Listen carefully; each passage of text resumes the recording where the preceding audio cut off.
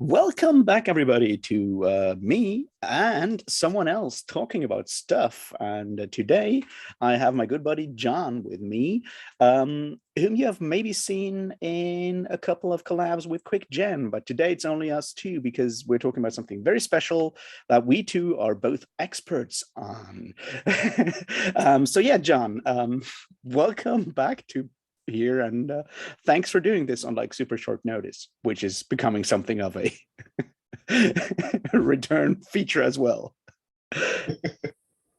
No problem, buddy. Thanks for having me. Yeah. All right. I am drinking, you are not, which is sad but Weird. true, and I'll give you some shit because we're talking about toxic masculinity, so I'll give you some shit for not drinking. What I want to do though is like say cheers and stuff. Cheers, buddy. Cheers. So yeah, today I wanted to talk with you about overall our experience as the people that we are with reading fantasy for a while and how that has changed and stuff like that. And I figure what we'll do is we'll start with a general like talk of like how we met and our like general like background in reading fantasy. So John, where the hell did you meet me? That's a good question. I don't remember. It was on a train station platform in Kassel, Germany. That's true. It's been 15 years, Ref. It was in 2007.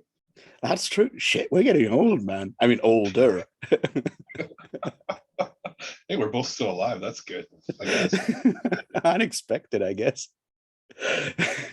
That's true. In Castle and on our way to a festival, which was then organized by Manowar, which is sort of where we're going to go to later on as well, I guess. Yeah. So yeah, that's true. So we met there and decided to go together to a concert for all kinds of reasons. And for some reason, we actually stayed in touch for the next couple of years, and it's been like something of a friendship ever since, I guess. Yeah. Well, I have come over to your house and, crashed on your couch and drank your beer multiple times. So You even built my couch. that's why I did build your couch too. Hey, that relates to our theme as well. without using the instructions, I hope. Of course not. Very, very well. So yeah, as you probably have figured out by now, we're both people who read fantasy and do like to drink beer most of the time.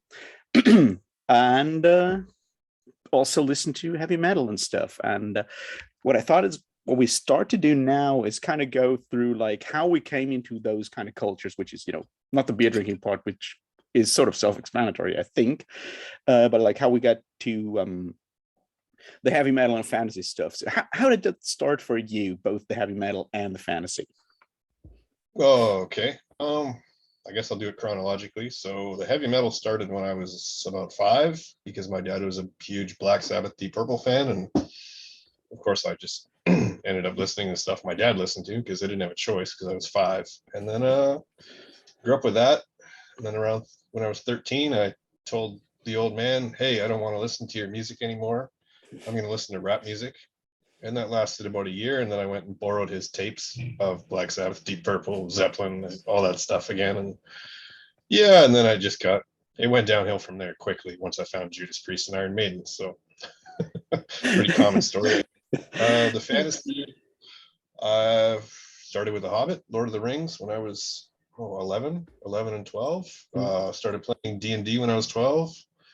Started reading Robert E. Howard's Conan when I was 13, which I bought it at the, discount store because of the Frank Frazetta, I was going to say album covers, but book covers, which when you're 13 and you're like, oh, this looks like a very interesting work on academic philosophy.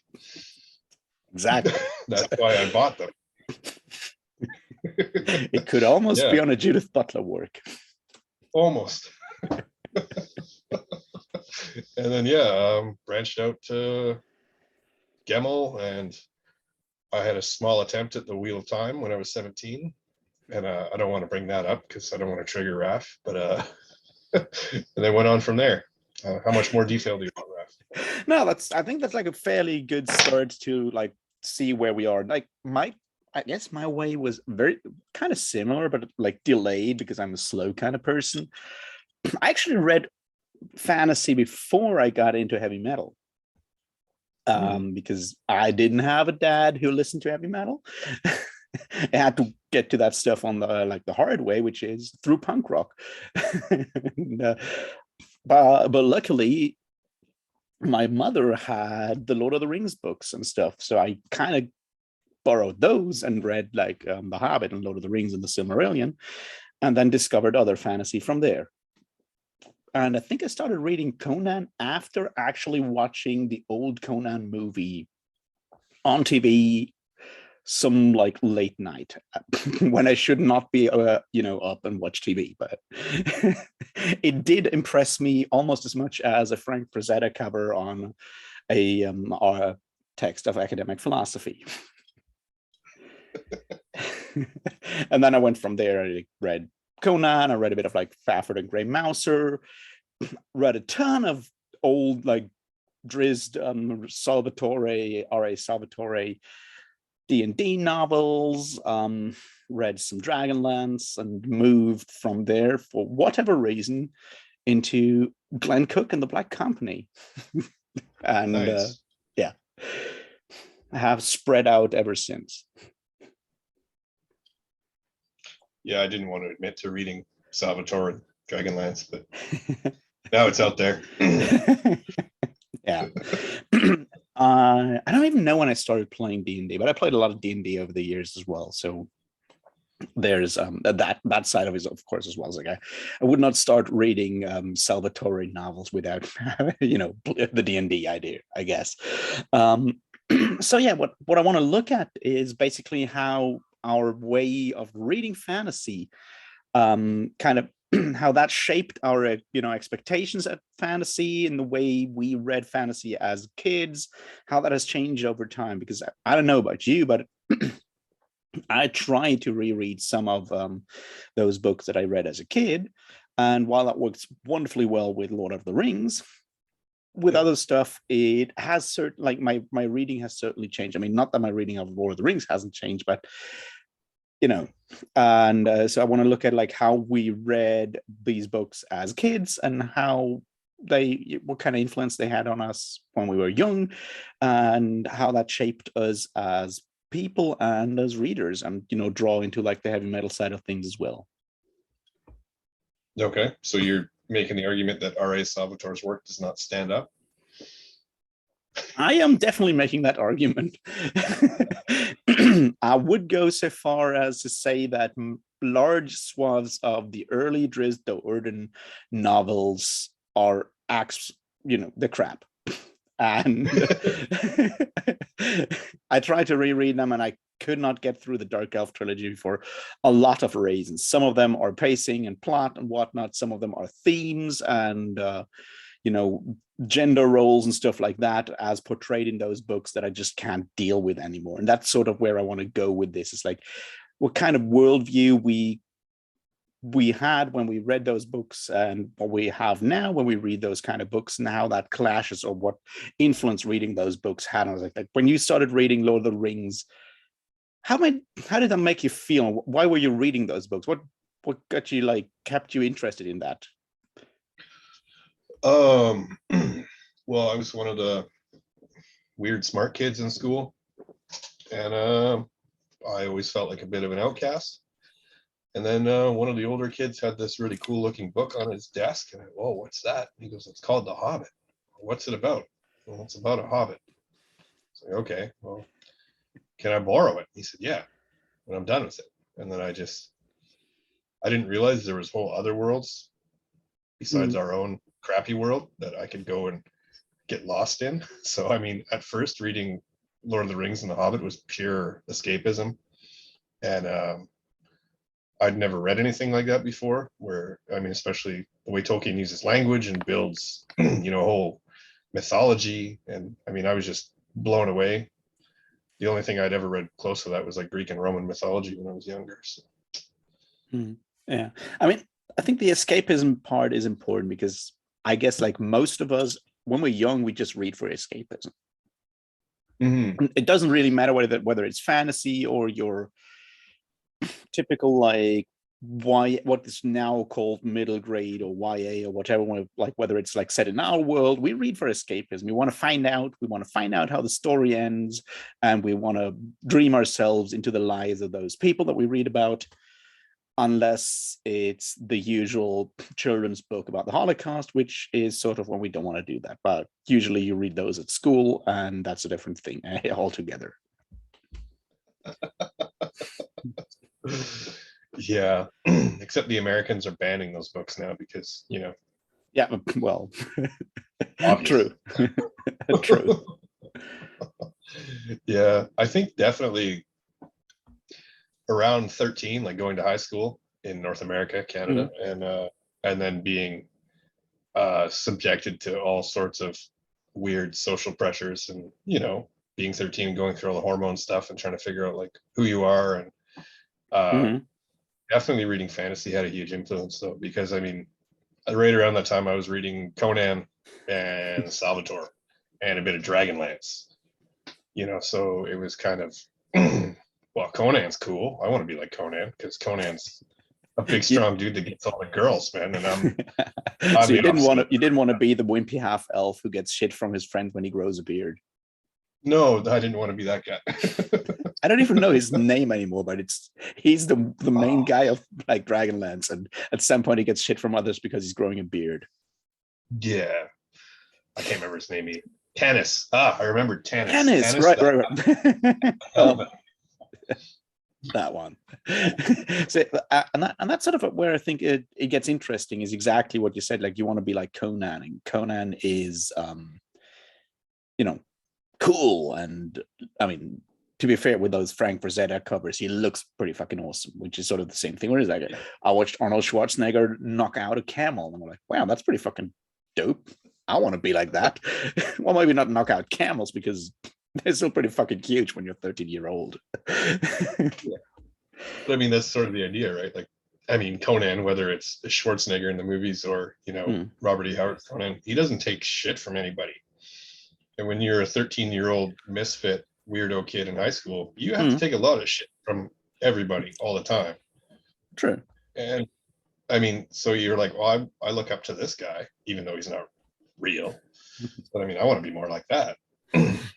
True. Did you get into like a lot of fights as a kid, like real world fights and stuff, or were you like too shy to get into fights?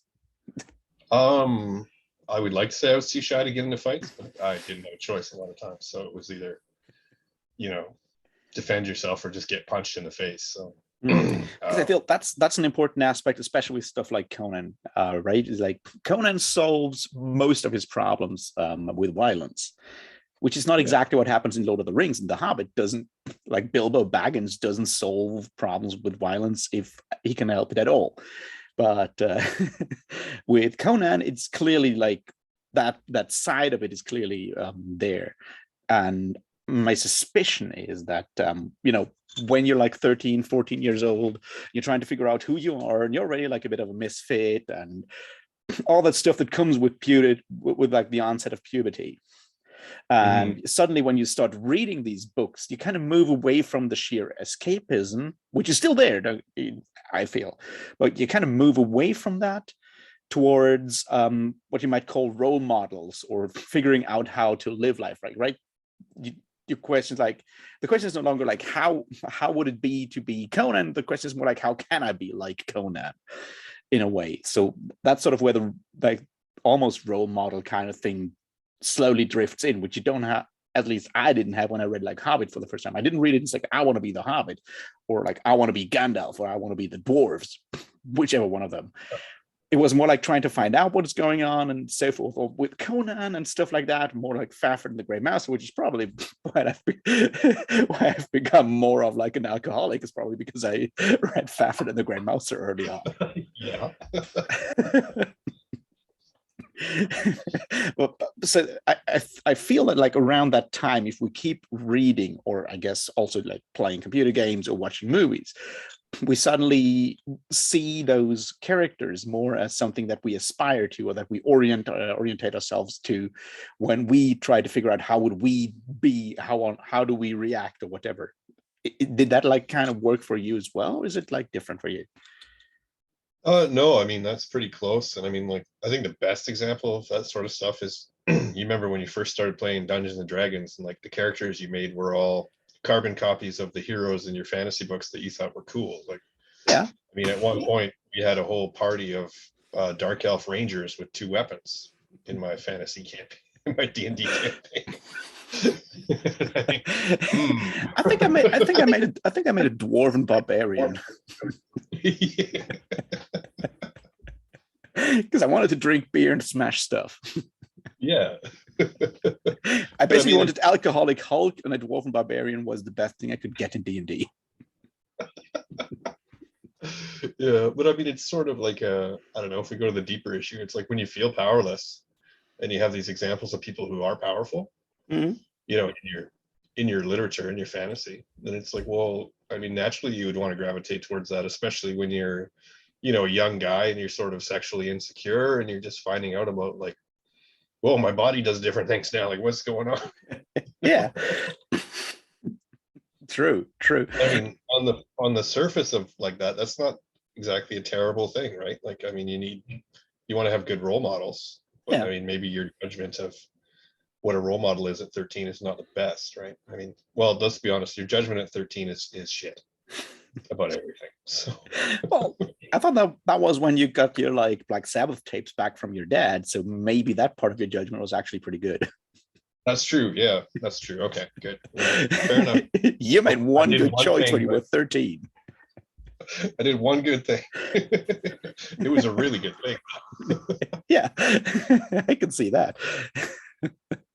But yeah, I know what you mean. I think the other part of that is like, I mean, obviously we also look for role models in, you know, our family and around that, and then it kind of depends on whether you have those or not. Like, obviously you have a brother, I know that, and you had a dad at the time. I didn't have, I had neither, basically.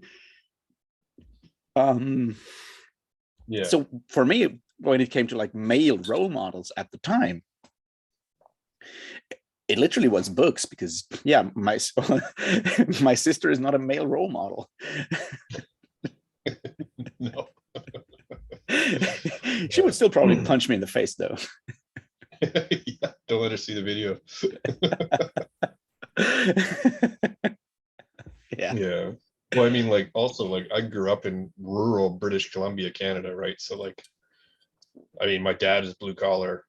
Everybody around, like, where I grew up, it's a blue collar, mm-hmm. like, working class, rural area. So, like, I mean, at that point, there was no option to have a role model that was like an intellectual hero, you know, as opposed to like a physical hero. Yeah. Outside of like reading, you know, weird Isaac Asimov sci-fi. Yeah. But, you know, when you're getting punched in the face at school all day, then you're like, I'm going to go home. Should I pick up Asimov or like Howard? You pick up Howard. Yeah. So. That's an interesting aspect, because that wasn't the case for me. Like, I come from like what you might call, I don't even know if there's like an actual like English equivalent for that. In German you say Bildungsbürger, which is like the educated or intellectual bourgeoisie, basically. Mm-hmm. It's like first generation in my case, but like, you know, my parents both went to university. They were both like the first people in their families that went to university, but still, they went to university. My mother gets a PhD and in law. But so reading, or like that intellectual level, was always sort of in the background. It was something that my mother always tried to give me, was like education and books. So I spent a lot of time reading books, and it was never like an economic factor either to get books, which it can be, obviously. I mean, mm-hmm. Right, like if you don't have enough money to pay for more books, that also makes like choosing which kind of books you get a bit more of a choice, like a more existential choice, I guess. Yeah, I mean, we didn't have a lot of money growing up, so we bought all our books secondhand at the, you know, the Salvation Army or whatever secondhand store. So, Just out of sheer necessity, I ended up with an education in science fiction and fantasy classics because that's what they were, 10 cents each, and the shelves were lined with Howard and Lovecraft and Asimov and Heinlein and Poul Anderson. And, so I mean, Yeah. I don't think I bought a brand new book until I was about 14. Yeah. And that's an interesting aspect because all of those books that you just named are fairly old. Like even like when you were starting to read those, somewhere in the 90s, early 90s, I would say, right? So when like like in the 90s, those were already old fashioned. I mean, Howard is from the 30s. Most of Heinlein, like the Heinlein classics, are like 50s, 40s, and 50s and 60s, and Poul Anderson ain't that much younger either. No.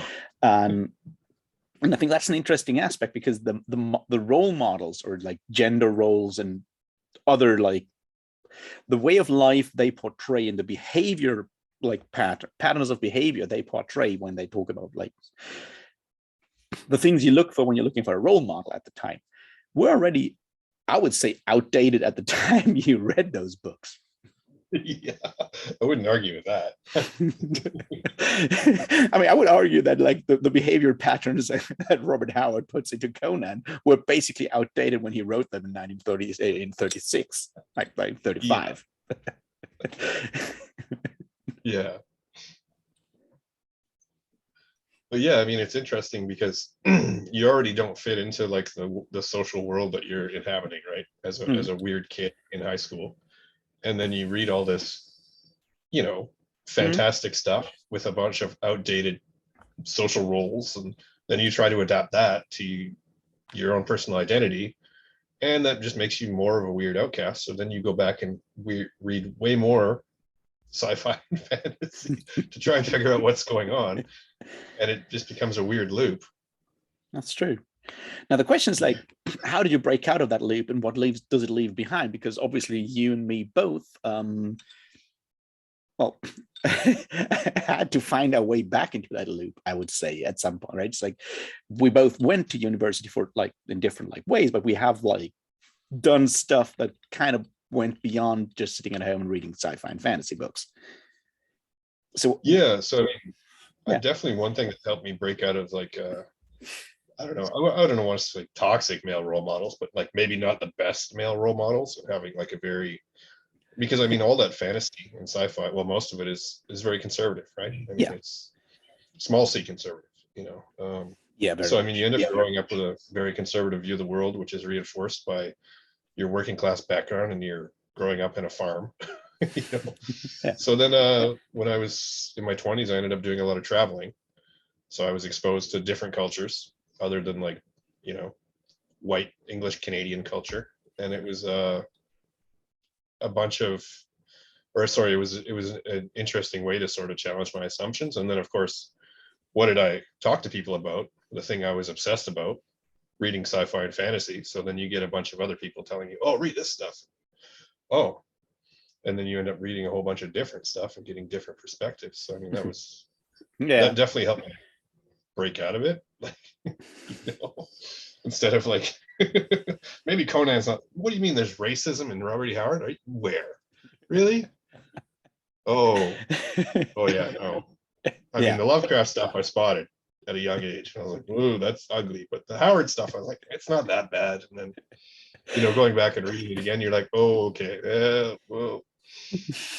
It is bad, but yeah, it's not as bad as the Lovecraft stuff. No. Yeah, so then you have this like situation where you're like, wow, I really like all this fantasy stuff, and there's a whole bunch of racist elements in it. What do I do with it? I have to deal with this. Yeah. Being a man, I don't deal well with things. I just ignore them. Yeah, I know that problem.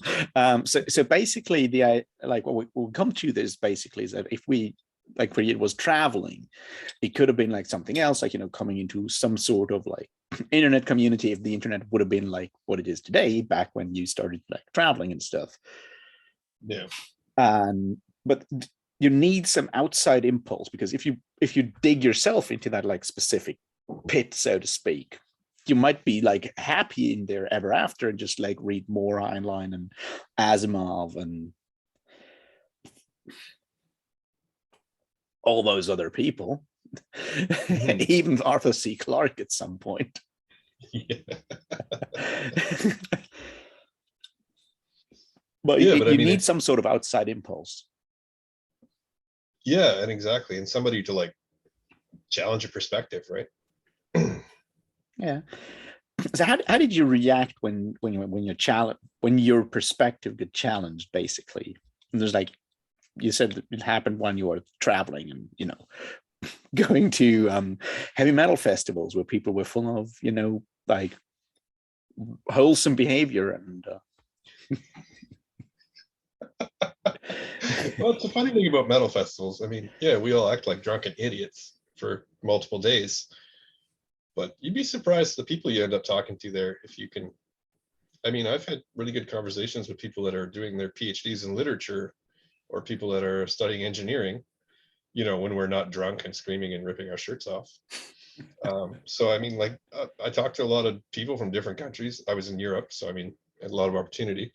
And it was like, no, I mean, Robert E. Howard's not racist. Come on. I'm like, no, you know, what? You know, of course, your first instinct is denial, right? Like, no, it can't be racist. yeah, I mean, come denial on. and He's from defense. Texas. He's from Texas in the 1930s. How could he be racist? It just doesn't make any sense. Exactly. No one has heard of this. No. Yeah, but I mean, that's like an interesting thing because there's like, when you read those, like what you said, like these books, a lot of those are like really conservative, and that conservatism has like those two sides that I feel are the things that plague people like you and me all the way up to now, which is they are that have like very, very outdated at this point, and very strict ideas of gender and gender roles, and yeah, basically racism in all kinds of, or like racial stereotypes, ethnic stereotypes, cultural stereotypes on the other hand. And that's like two different aspects that we kind of need to, or that are difficult to overcome if you just stick in that bubble in a way, right? Yeah, I mean, it's surprising how much stuff you internalize. I mean, especially as a young teenager from Yeah. reading fantasy, and not all of it's good, not all of it's bad, but No, of a course lot not. of it gets uncritically internalized because you don't have the critical tools or faculties at that age. You know what I mean? And it just gets absorbed and it becomes part of who you are. Yeah. And it's not until somebody brings it up and shoves it in your face that you go, hold on. Is this what I believe? Yeah. And that's an important moment because I think a lot of people miss that moment, because we were talking about this the other day, but people get reflexively defensive of their favorite work of art because it's part of who you are. Yeah. But I mean, it's important to have that moment where somebody, well, is, you know, is whatever work of art, is there an anti-Semitic character in there? And if you don't have that pause and think about it for a minute, then you're really missing an opportunity to not just like critique the work or think about the work, but you're also Yeah. missing an opportunity to think about yourself. Like, Yeah. I mean, is there an anti-Semitic trope in this work that I love? Well, Uh-oh. if it was written before, say, 1970, in the what you might call Western culture, chances are about like 95% that yes, there will be anti-Semitic stereotypes in there. Yeah. And it goes down since then, but it's still, you know, roughly 40%, I would say, at least. Yeah. I mean, we're still talking about it, so it's still a thing, right? Yeah, true.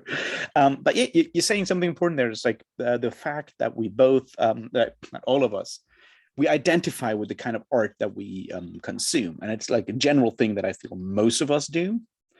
And I think for people like you and me, it's probably more so than for a lot of other, not for a lot of other people, but for some other people, because the both cultures that we're into, which is heavy metal on the one hand, and the fantasy, role playing, whatever part, are when it comes to art forms, both of those are almost like they are very heavily connected to our personal identity in a lot of ways, like heavy metal, the way you dress, the ways like you have people that listen to other kind of music.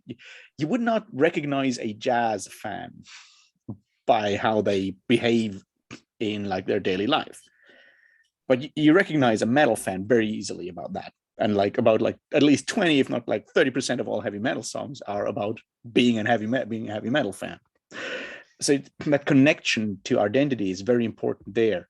And I feel with a fantasy and the fantasy nerd lifestyle of reading these books, playing D&D and so forth is once again one that is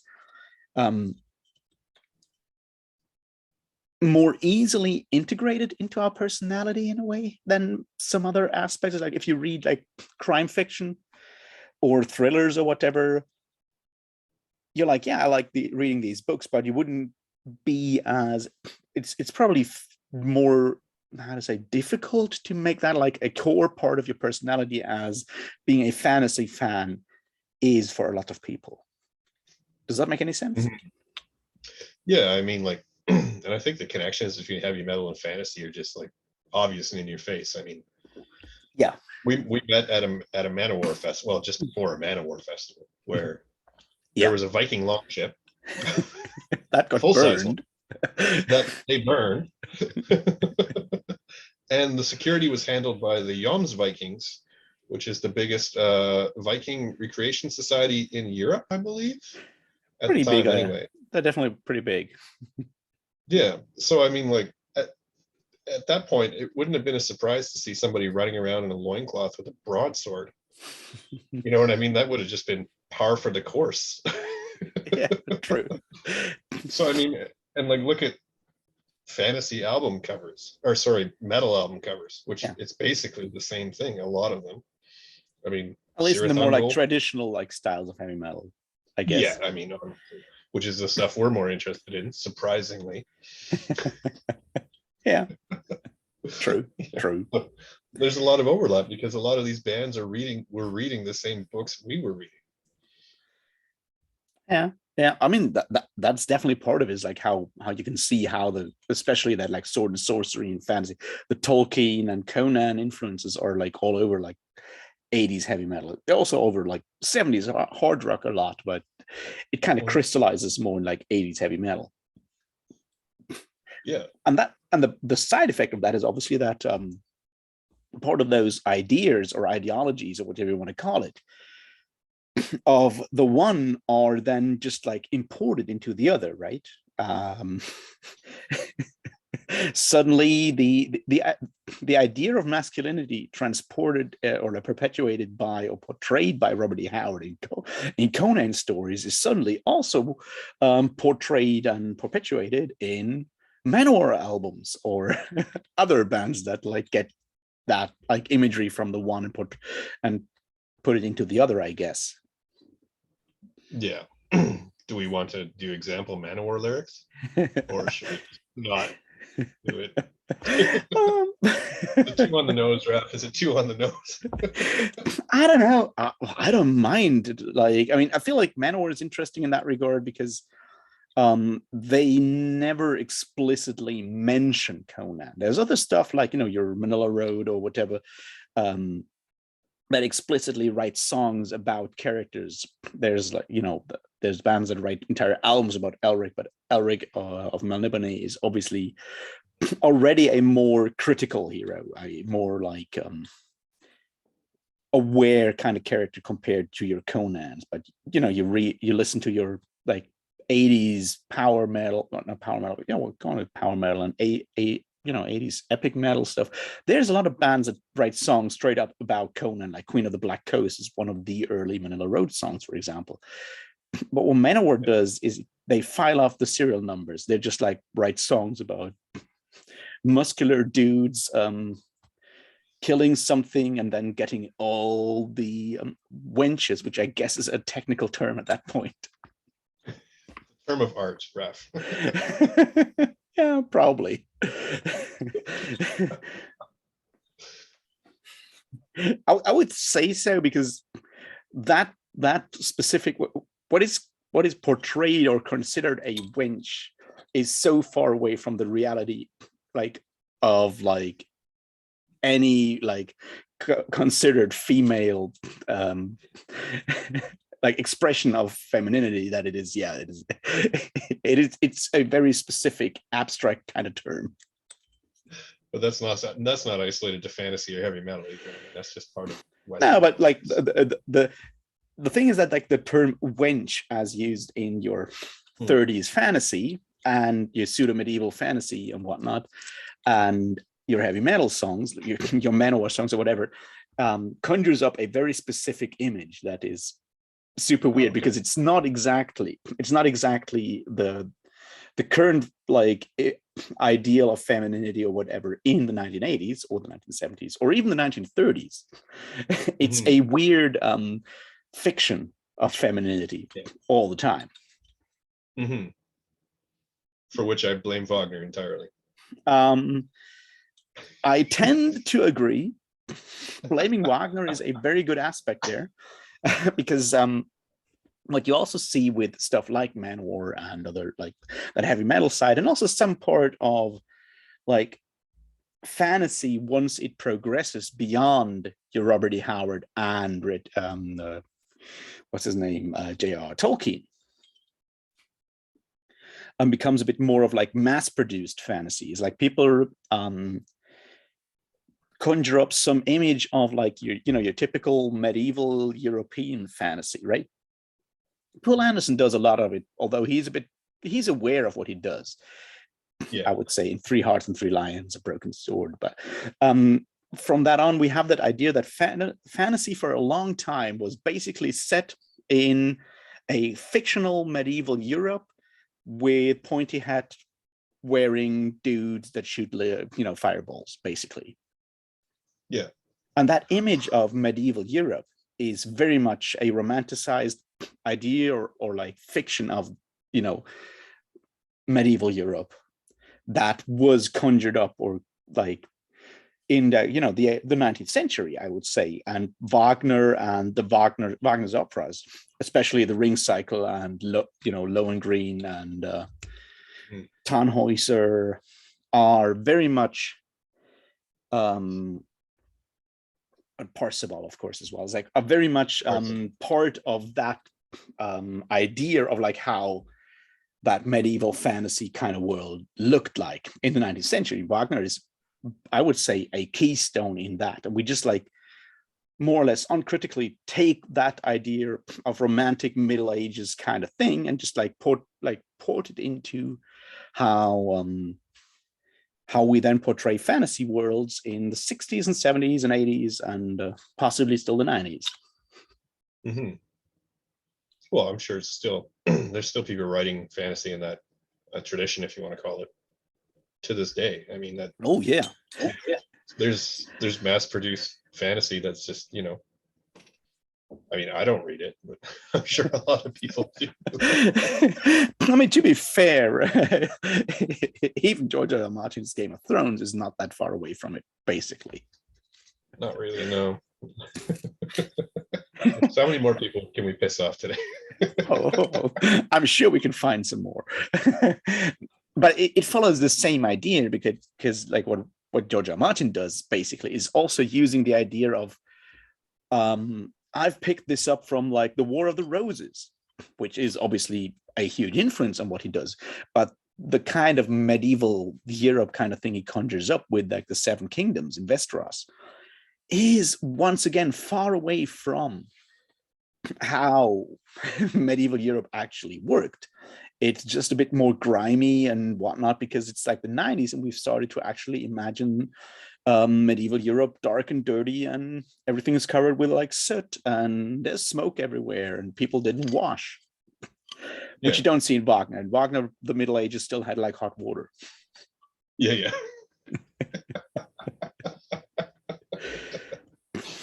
Okay, so now we've done the historical part. Exactly. What's next, boss? I'm not your boss. We're still in the Middle Ages. You need to call me liege or sir or sirrah. Sire. um, so now, what I want to go back to is basically how much of those things kind of influence. Like, I don't know about you. For me, it was like I read fantasy, then I discovered heavy metal because of fantasy and stuff. Then I kind of switched over to metal for a while, right? And that definitely helped me understand fantasy more. It also, same with you, forced me to actually talk to people of different cultures and stuff. And then I found my way back into into fantasy, and well, I also went to university and started reading books outside of fantasy. So I started to think about fantasy more, because that's sort of what I'm going to what I want to go for in the future, is like, with this conversation, is like how our perspectives on fantasy changed, and how we, unless you say you're still like very much like influenced by what would Conan do, and is Conan still your role model, John? Oh, that's a tough question, because I mean, okay, so I went and did a bachelor's in philosophy, and then I went and attempted a master's in philosophy, and then I dropped out of that because it was terrible. That's another story. But it was funny, like while I was doing all my philosophy education, I didn't read a lot of my favorite fantasy. I didn't read my Conan, and I didn't go back and read David Gemmell. And normally I had like a 3 or 4 year cycle. I'd go and read all of Yeah. Robert E. Howard's, all of Gemmell's work every few years, just because I loved it so much. And while I was doing my degree, I consciously was like, I don't know if I can go back and read some of that stuff. I don't know if it's going to stand up, because I mean, you go to university and you do a bachelor's, you get educated in critical thinking, like hard. And you suddenly realize that there's things like, oh, there's sexism and racism, and these are really problematic, and they show up in literature all the time, and stereotypes are really bad. And you're like, uh-oh, do I want to go back? Do I just want to keep my rose tinted glasses on and just pretend everything's all right? And then at some point you have to go back and read Howard. And I still enjoy reading Howard. I can definitely show you where the issues are. But I mean, is Conan still my role model?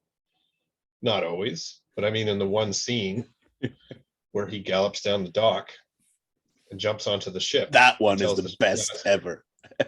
How insane the magistrate in the court was, and thus he cleft him with a broadsword. Yeah. I love that scene.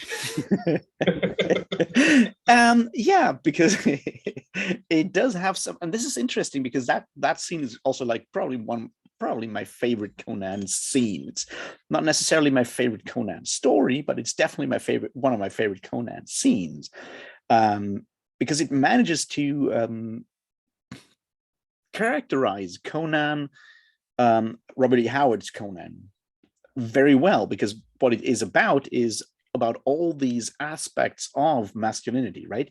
He is obviously physically strong and a good fighter and all of that stuff, but it's also about the backstory of that part is obviously that, he gets dragged in front of the magistrate to testify against one of his friends. And doesn't want to do that because it's his friend, and there's like that loyalty issue. And the magistrate then, I don't even know if, like, I think that the point was like his friend was accused wrongly. He was actually accused correctly. It doesn't really matter that much, but it's like the magistrate is like, all right, if you don't want to testify at all, we'll just put you into the cell until you do that. And that's when he decides that the magistrate is clearly insane, so he has to cleave his skull with a broadsword. I mean, putting aside the issue of like, why do you let someone like Conan into a courtroom wearing a broadsword?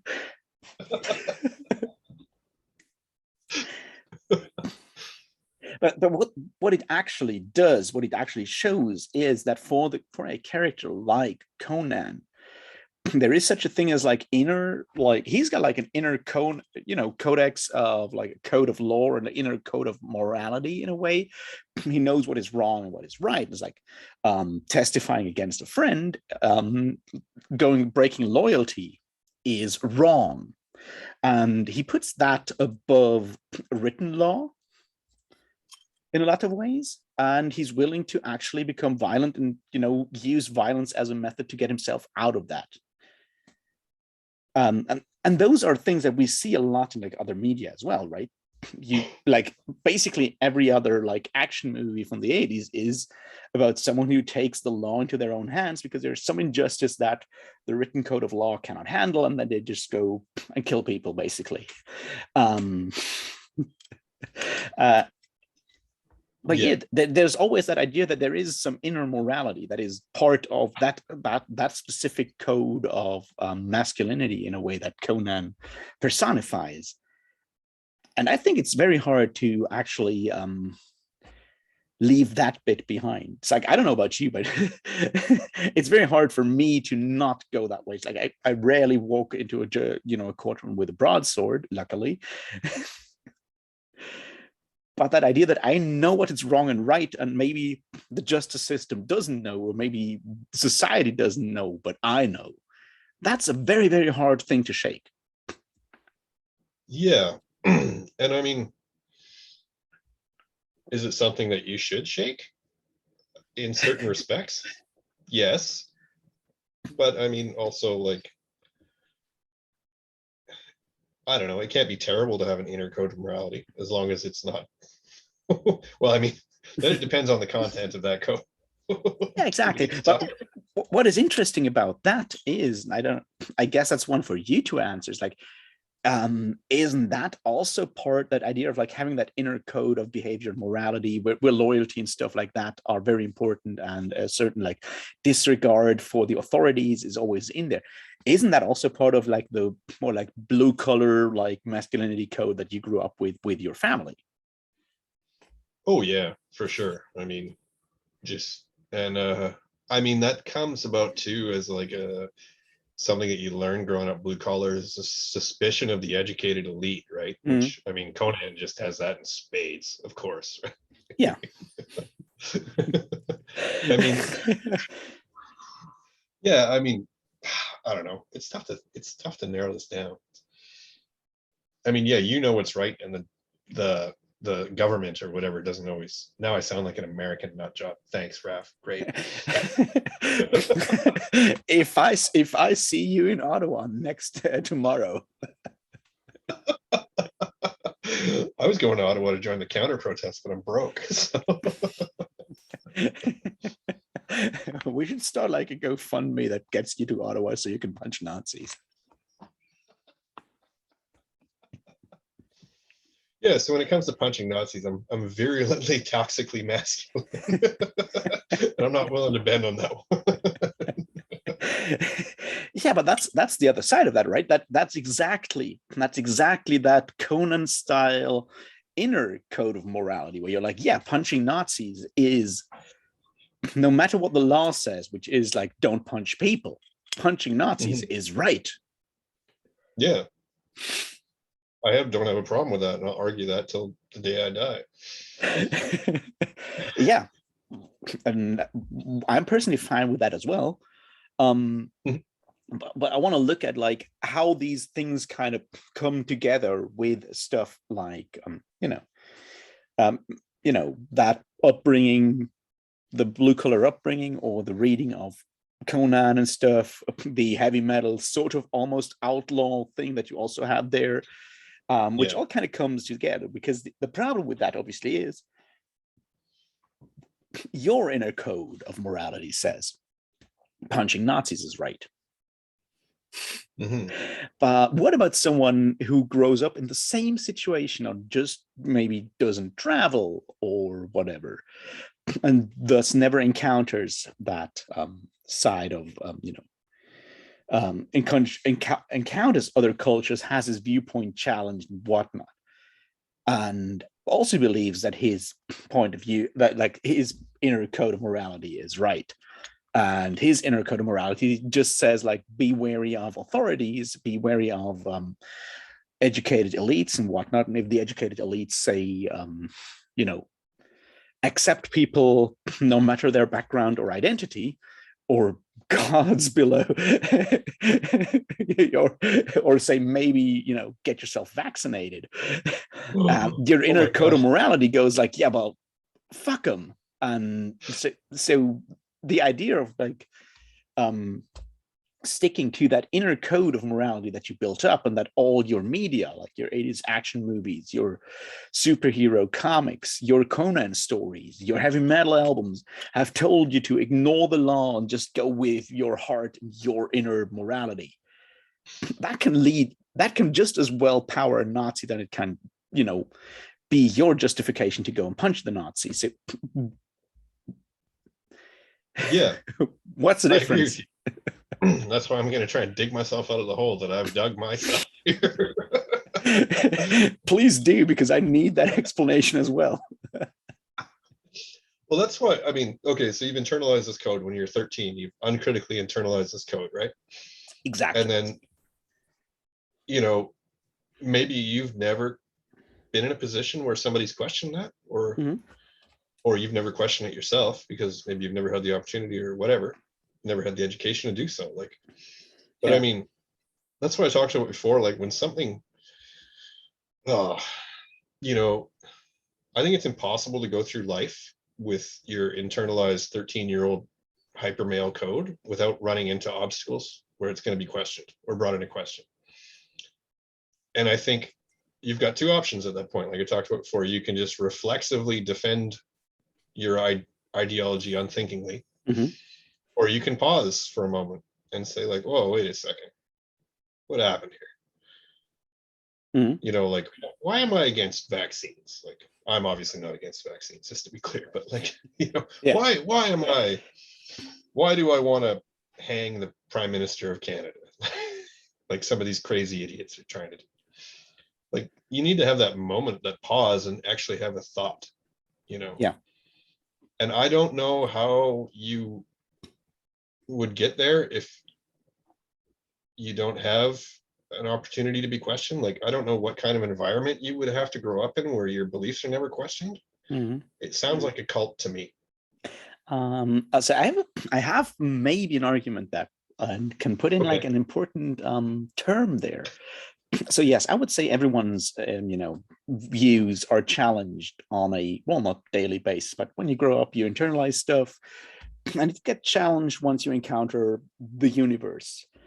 And your first reflex, at least for me, usually is to fight back and become defensive. Yeah. What happens then is, usually as a kid, you become defensive, and then you lose. You literally lose, and then you're forced to take that other viewpoint. And then over time, it becomes easier, because it's one of the things that you need to practice, like looking at things from different viewpoints, taking on different perspectives, challenging our own views is something that, it's a skill that you learn. It's something we learned in university. It's also something we learn through, traveling and stuff like that, but it's something that takes practice and repetition. And the fact that you maybe don't lose hard enough or often enough in those kind of like, the world is challenging my inner viewpoint, what makes it much more likely that you will never reach that point is what we in the business call privilege. Oh, nice, buddy. Also, thanks for saving me from the hole I dug myself. And that's sort of what I would say is, like, we have if you have like male privilege and you have white privilege and other those kind of privileges, for me it's definitely the economic privilege, or like the educational privilege, for example, makes it fairly easy for me, to shrug off challenges to my worldview, because I'm in a fairly safe position. I've gone through a university education, which is part of my privilege, but university educations are, at least where I grew up, which is another one of those privileges, right? Education in Europe, for example, in Germany, in my case, they are kind of built on, especially with stuff like history, if you're studying history, or philosophy, or stuff in the humanities, which are so very, very important exactly for that reason. They are built on challenging our identity and challenging our perspective and challenging our inner worldview. That's like a large part of what studying in the humanities is about. So I got some of that actually back because of that, because outside in the world, my worldview was rarely challenged that much. And that's like the other side, which is another one of those privileges, right? You and me traveled, and being able to afford travel is something of a privilege as well. Yeah. I mean, to be perfectly honest, when I first started learning about, white privilege and it was like, well, you have white privilege. And I'm like, what are you talking about? Like, I've worked full time while studying full time to put myself through a degree. Yeah. And I have an excellent GPA because I work hard, and like nobody's ever given me anything. And I had that sort of, reflexive defensive attitude, which I think Which is is pretty common. exactly what a lot of people say when you tell them they have white privilege or male privilege. It's like, no, but I have worked hard. It's like, of course you do. I am not challenging the fact that you have worked hard, right? Yeah. Well, so one of my friends said to me, because I was talking to her about it, and she said, yeah, but like, you think you worked hard? Imagine if you were black or non-binary or identify as a woman. Like, it would be way, way harder. And I'm like, oh, Mm. okay. Shit, yeah, you got a point. Yeah. And every single study I've read agrees with that. So like, yeah. and I had that talk with myself. All right, white boy, you think you work hard? Other people got to work twice as hard to get the same stuff you do. Oh, that's what privilege is. Okay, now it made sense to me, because as a reflexive defensive thing, you're like, well, you're calling me lazy, and I'm not lazy. Yeah. It's like, no, it's not about you being lazy. It's about you not having a ton of shit in your way that other people have to deal with. Exactly. Yeah. And that's sort of what I would say is like where privilege comes in both sides, like where privilege comes in for a lot of those people that are now, have difficulties with questioning like your inner code of morality or whatever, because you have enough privilege that it is fairly easy for you to just stick with whatever you picked up as a 13-year-old kid when you first read Conan the Barbarian or listen to your first Manowar album. If you got away with that all your time, like all the time, if you're a white kid with maybe enough like financial background, financial means that you can get away with being an asshole and harassing women, than like sticking to the code that Manowar is, propagating, is possible. It's shitty, but it's possible. You go, yeah. Or if you're, just like physically tough enough and grow up in a society that has no problem with men behaving that way, it's totally possible to just stick with that. It may be challenged, but you can overcome that challenge to your viewpoint just because of your privilege. Yeah. I had something for this and it totally flew over my head because he started talking about Manowar's code and I just started dying inside a lot. So. A lot. Yeah. You do get to a certain point where you realize that when the band's on stage and they're telling women to take their tops off, you're like, wait a second. Yeah. Am I good with this? Am I really good with this? Like, I don't think I'm good with this anymore. And I can't believe I was ever good with this. And I feel dirty. Yeah. Yeah. I see you've been to a Steel Panther concert. Yeah, one time. Yeah. Well, or a Manowar concert, to be fair. Yeah. But that's sort of like the kind of argument I'm trying to build here, is that we tend to a specific group of people, which I would call sort of outsider kind of kids in general, that seek refuge or escapism in fantasy books or books in general. At some point take on, like what we did, people like you and me did, is like we take on the stuff we read as our role models and use that as part of like the inner code we kind of internalize. And it doesn't actually have to be books. I just think it's books for you and me. It could just as well be Bruce Willis movies from the 80s or whatever it is today. I don't know what kids do today because I'm old. But that's the kind of thing we do that. And if if we have enough privilege, it is easy to stick with that kind of stuff and stick with the code that we internalized when we were like 13, 14 years old, or maybe even younger. It's very easy to stay with that because privilege helps us to stick to that, because it makes it easier to ignore challenges to our viewpoint. And that's that's a problem, is what I would say. Or like, to put it more, to put it differently, is like, that is where having these problematic aspects in media can become a problem. Sort of, it's like, because where we pick that up is from reading Conan. And yeah, I wish everyone would read Conan, because there's some fantastic stuff in there. But I wish people would read Conan and be aware of the of the problematic stuff, and just contextualize that. But you can't do that when you're 13. And if you never get challenged afterwards, you probably never will contextualize that stuff. If that makes sense. Yeah, no, that's a good point. I didn't know this was going to be so personal. Otherwise, I would have got some more beer. Which is the point where I said I'll give you shit for not drinking, because we still need to talk about toxic masculinity. Now we need to talk about toxic masculinity.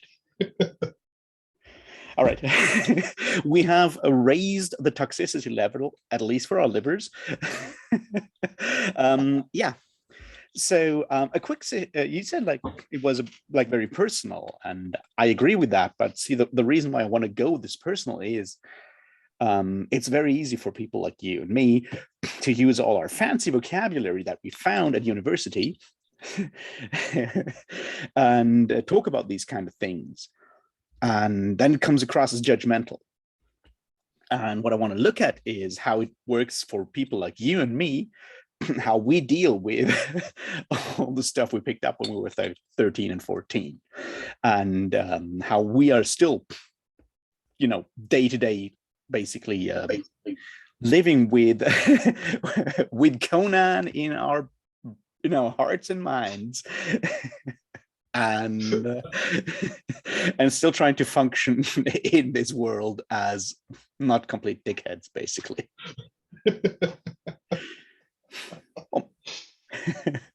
Or at least trying. Oh man, it sounds like we should have some kind of club. My name is John. I've been reading Robert E. Howard for 26 years. I have a problem. Hello, John. My name is Raph. I've been reading Robert E. Howard since I was 15 years old. Oh. Okay. And to be fair, it's been an entire year since I last read Robert E. Howard. Yeah, it's been pretty close to a year since I last read it. Yeah, I still really enjoyed it. And I know I'm going to go back there again, of course, but and I read Fafford and the Grey Mouser a couple of months later, so I think I'm so good. Yeah, I just finished Swords and Deviltry a couple weeks ago. So. Swords and Deviltry is an interesting bit to talk about, though, because Swords and Deviltry is the first one, right, with the both prequel novels and the Ilmet and Lankmar story. Yeah. Because it showcases a lot of what you might call toxic masculinity, just in how those two behave in that situation on the one hand, and on the other hand it also showcases a lot of like really weird views towards gender roles in how it is written. Yeah. Well, actually, there's also a lot of like male insecurity in Ilmet and Lankmar, right? Like, yeah. And I mean, it could have been written as Ilmet at a castle train station.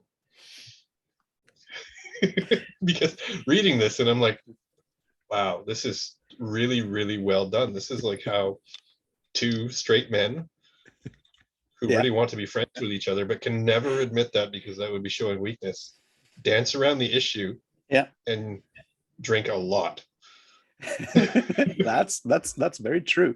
And I think that's important what you just said, like the male insecurity, Mhm. because that's part of like at the root of what also drove us into reading fantasy, right? Is when we spoke about this being sort of like the onset of puberty and we tried to find role models, like that's exactly what it is. Because let's face it, every person, and I assume this is not only for people identifying as male, um, once you hit puberty, you try to find out what does it mean to be feminine or masculine.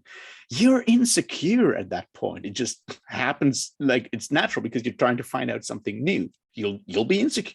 Your masculinity is going to be insecure, at least for the Mhm. first couple of years. And how it'll be after that depends on how you get through those first couple of years, I would Yeah, the say. first couple dozen years, maybe. Yeah, I would say it kind of depends on like how long this takes. Depends on all kinds of like circumstances and stuff. But the first couple of Yeah. years, sure, you'll be like very insecure in your gender. How to say that? In how you see yourself within the gender spectrum. It'll just, Yeah. and you'll look for outside help and guidance to find that. And people like you and me found that with Conan, which is a problem because Robert E. Howard was not exactly a model of uh, a balanced personality, No. to put it mildly. To put it mildly, yeah. So yeah, like male insecurity is very much at the heart of a lot of that stuff. And Mhm. once again, male insecurity is something that I guess I still struggle with up to a point. I I think I've think, reached. yeah, I I think. mean, I think I've reached the age of like relaxed fatalism now. I think that's just the doom metal. It may be just the doom metal. That's true. But yeah, that Yeah, I like, mean, yeah. oh, I'm reading Ilmet and Lankmar, and it's fairly recent, so I actually remember some of it, which is nice.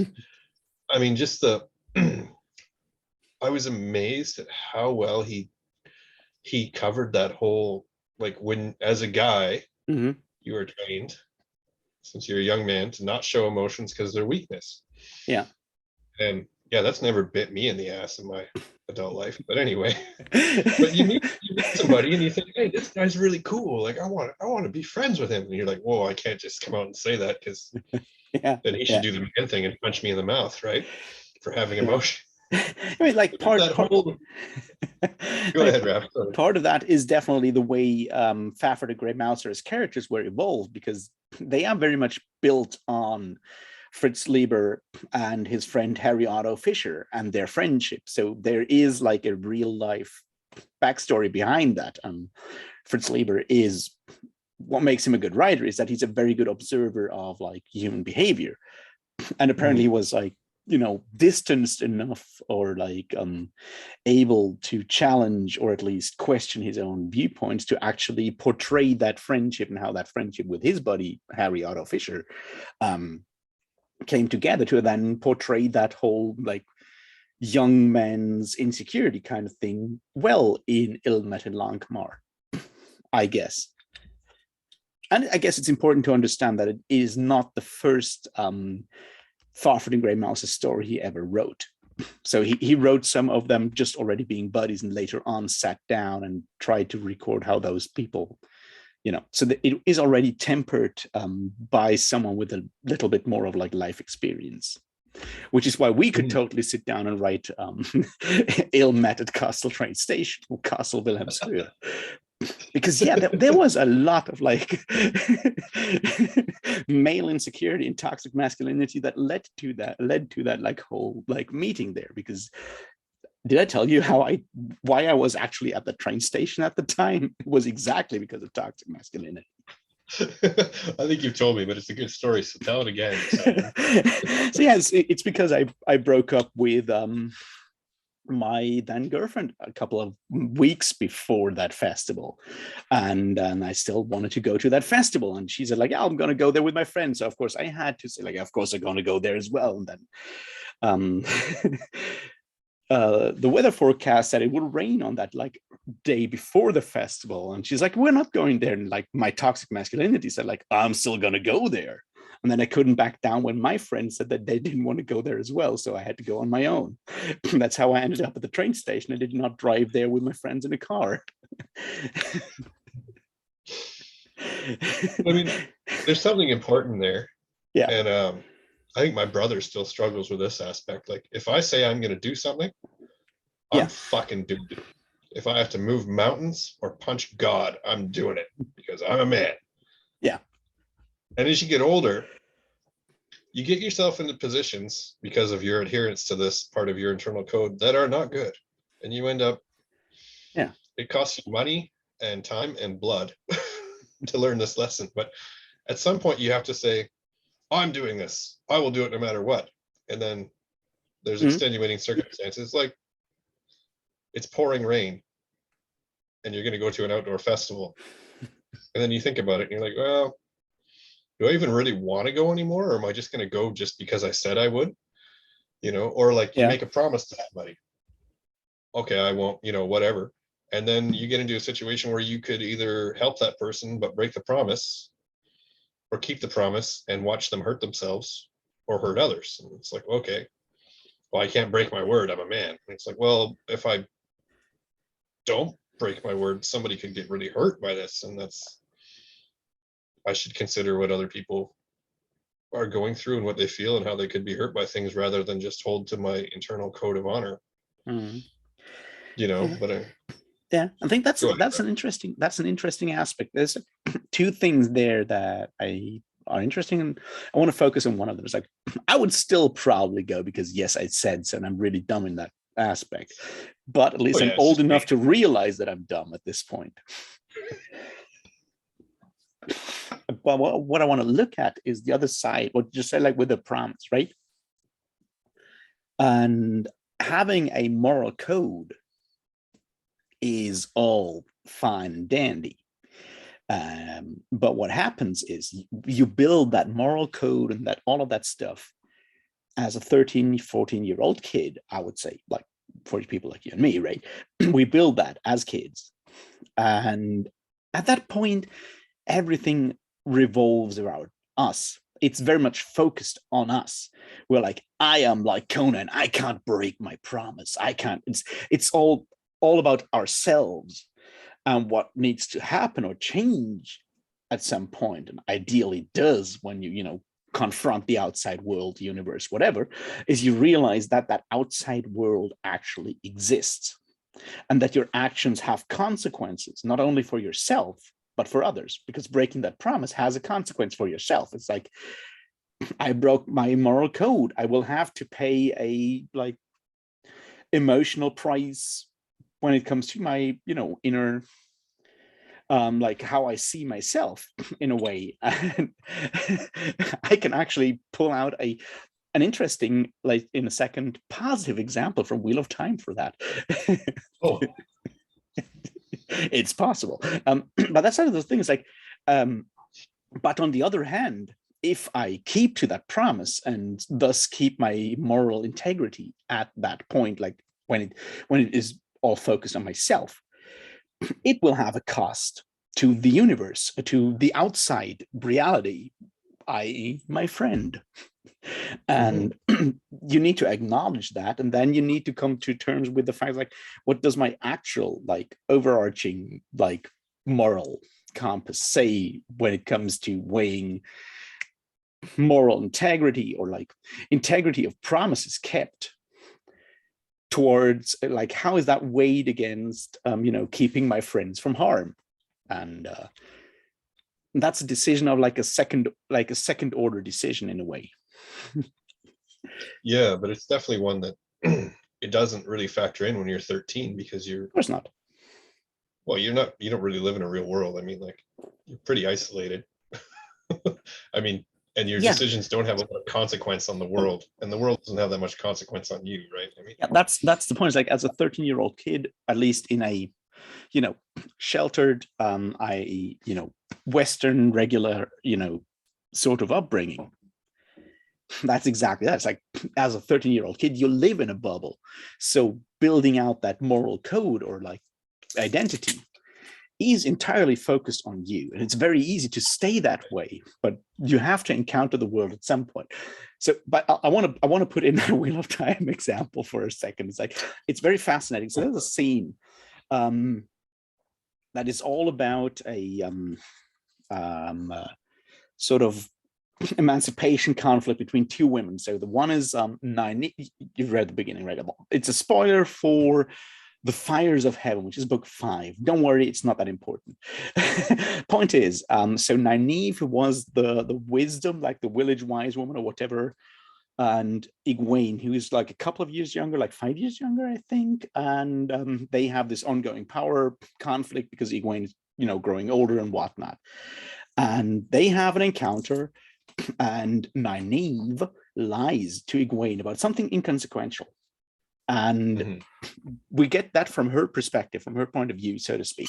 And after that, that's sort of where the power balance shifts, and she realizes or rationalizes in her mind that the power balance shifted because she actually lied. And at this point, she knows that like Egwene is more powerful with like magic stuff and whatnot than she, or at least, you know, knows more stuff and whatnot. But what her authority was built on her honesty, on her not lying, and more importantly, on herself knowing that she was not lying, because she's not officially challenged on her lie when she tells that lie, but she tells that lie and she knows that she has lied. And after that, the power balance shifts. And after that, it gets super toxic because it's the Wheel of Time. But that, I found that an interesting observation, because it's very much goes to that, you know, idea of like how our internalized moral code that we built up at some point, how that, you know, that has real, like real world consequences in how we behave, how we think of ourselves, and how we act. And I would argue you can tell from that interaction that is supposedly between two women, you can totally tell that it was written by a man.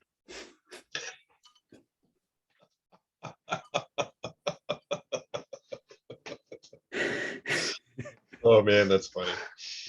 But I mean, it's an important point though, because I mean, okay, we formed this moral code in a bubble, in a self-centered bubble when we're 13, as weird outcast dudes struggling with our sexual insecurity.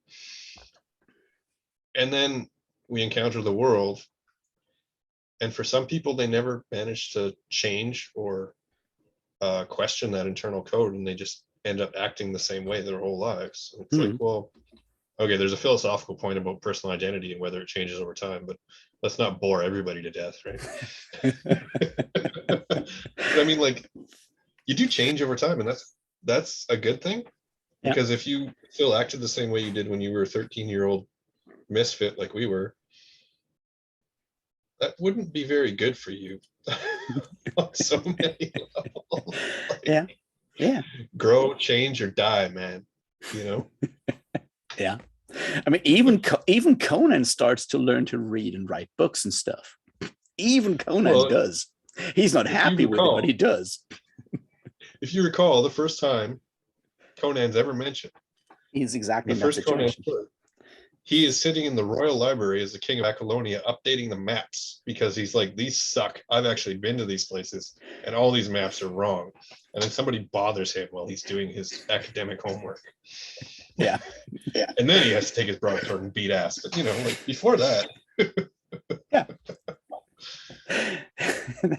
that's an interesting point, because it's definitely one that I did not get as a 13-year-old kid when I read Conan for the first time, or 14, or whenever I did. Is I did not get that point, but it's exactly that point. Even Conan changes; he still remains the same with like his core in a lot of ways, which is, you know, the whole like still problematic like masculinity, but even Conan changes over time and is willing to accept that his circumstances have changed and that he needs to adapt and that he can no longer just do what, Conan, the Conan of Tower of the Elephant could do, which is like just decide to to barge into some random wizard's tower. You can't do that if you're king of Aquilonia. There's suddenly, things involved that might have consequences. All right, so I have a question for you. Yes, please go ahead. Excuse me. Now, as old men who still have, I'm going to say, traces and vestiges of our toxic masculinity, very much. What do we do with it? I mean, do we try and eliminate it completely? Because I think there's actually, you can use your toxic masculinity for good and not just for, oppressing minorities and women. And here's my example.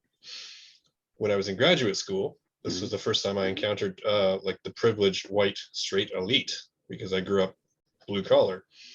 And so we had seminar classes, and I had all kinds of different people in my seminar classes, and that was cool. But I started to notice a bad trend in our feminism class, ironically, where somebody who identified as female or somebody who identified as non-binary, basically the not white straight men people, yes, would be making a point, making an argument. Here's my argument. This is what I think of the text, blah, blah, blah. And some white straight dude would just start talking right over them, and nobody would seem to care and notice.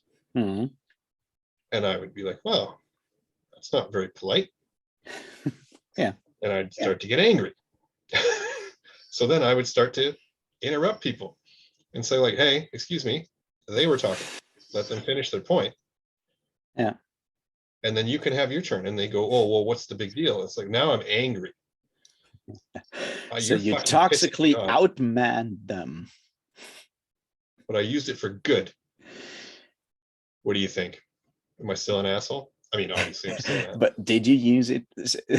Did you use it for good according to the overall good or according to your inner moral compass? Oh, see, that's where they lined up, right? Yeah. Because you should be polite. You shouldn't talk over people. That's just being a dickhead. Yeah. And also, in a feminist graduate seminar, you should not talk over people that don't identify as straight white men. Like, that's just the height of stupidity. So yeah, see? Definitely.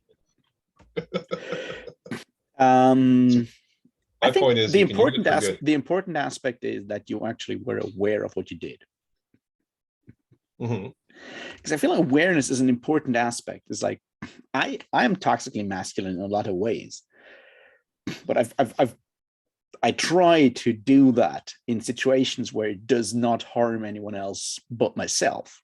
It's like when I put up IKEA furniture, or when I put up my new treadmill over there, I obviously built that on my own. I did not ask for help. I should have asked for help because it probably would have made it easier, maybe even safer. I don't know. I did not. I just did that on my own without, with ignoring. Luckily, ignoring the instructions is very easy for me. But I did that in that very dumb way, and it made me feel good. It kind of fed that inner, 13-year-old Conan. Of like, that 13-year-old, how I read Conan as a 13-year-old. It fed that. It made me feel good in that situation. But it didn't cause any harm. Yeah.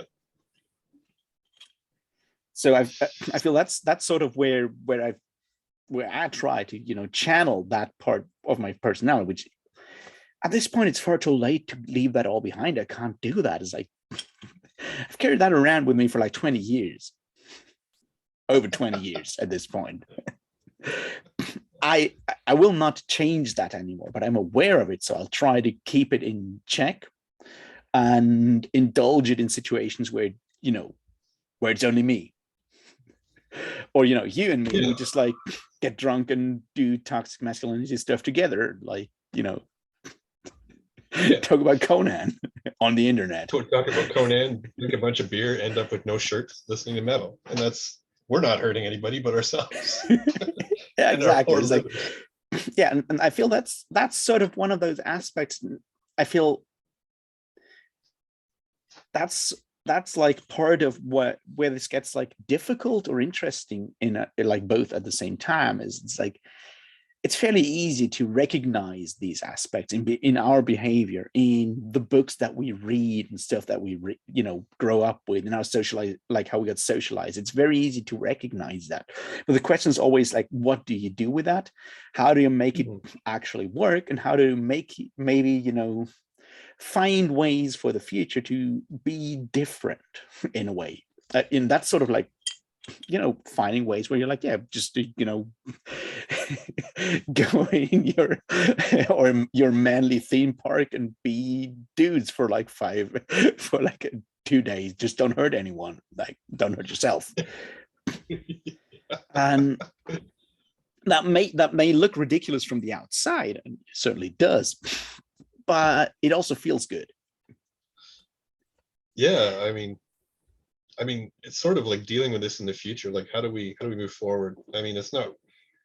I don't really worry about it so much with me because, I mean, like we're both self-aware enough that even when we're drinking and being toxically masculine, we make constant jokes about how toxically masculine we're being. So we do like have that ironic distance with ourselves occasionally, right? Or at least we're self-aware enough to do that.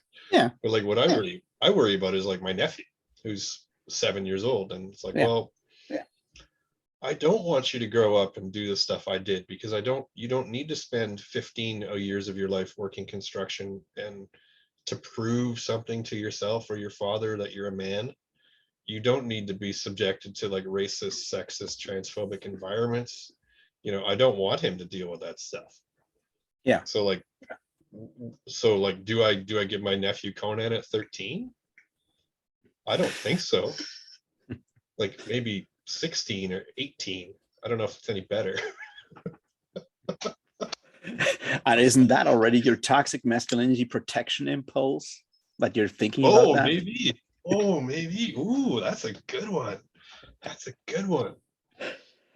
Ooh, I didn't think about that. Nice one, Raf. I think like with all those, I mean, it's very difficult to make like general statements about it. Is what I feel. It's like what's really funny? It's like we're two dudes mansplaining how to deal with toxic masculinity to each other and the universe, which is really cool.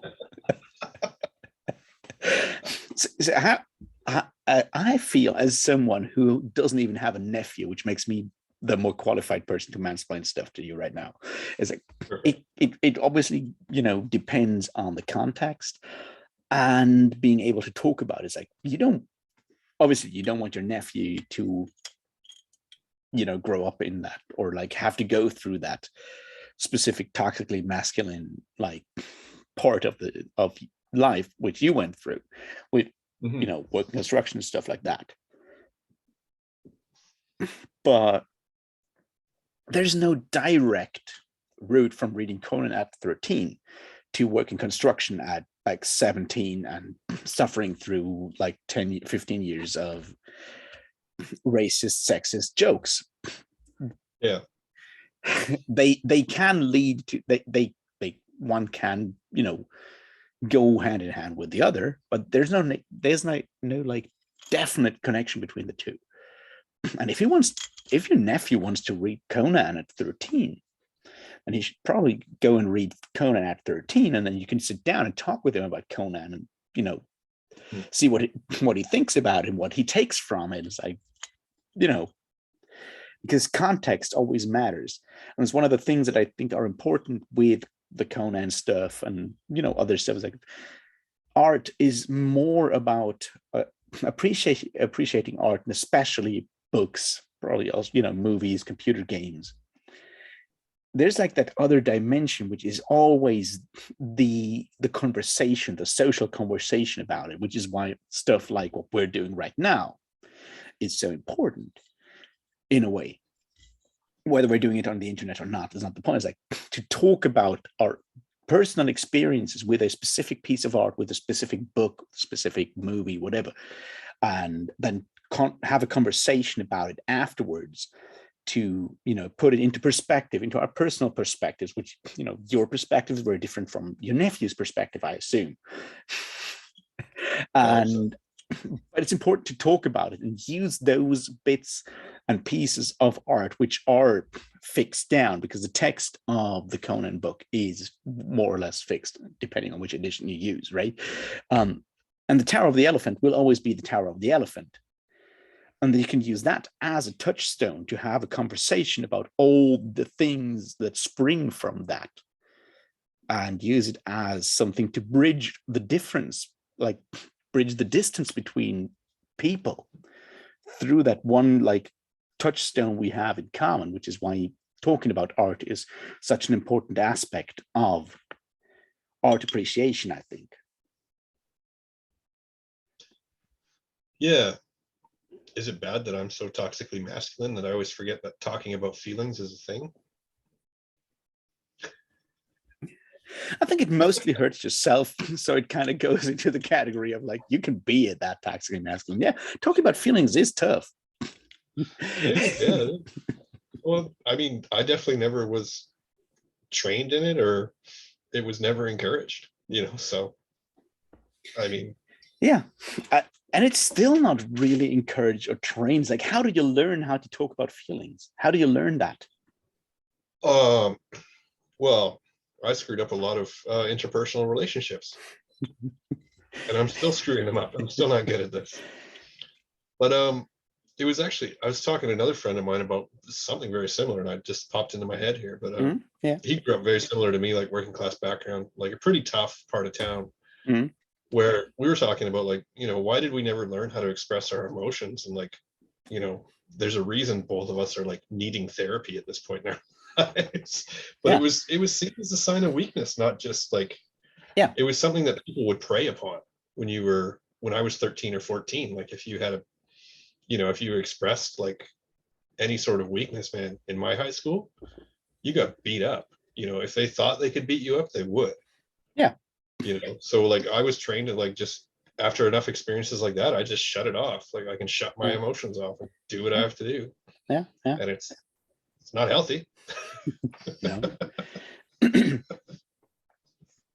And I mean, there's like two sides, not two sides. There's a bunch of like aspects of that. Like, it's the same for me. It's like I was never beat up for showing my emotions. I was beat up for wearing glasses, and then I just punched people, and you know how it goes.